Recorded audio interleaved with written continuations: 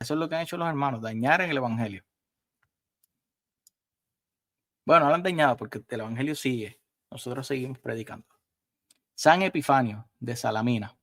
No es necesario que todas las palabras divinas tengan un significado alegórico.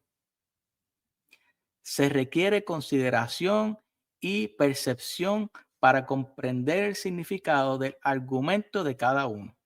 También es necesario recurrir a la tradición. Exactamente. Si no recurrimos a la tradición, no entendemos las palabras, la palabra de Dios. Pues no todo puede obtenerse de la Sagrada Escritura. Los santos apóstoles transmitieron algunas cosas en las Escrituras, otras en la tradición.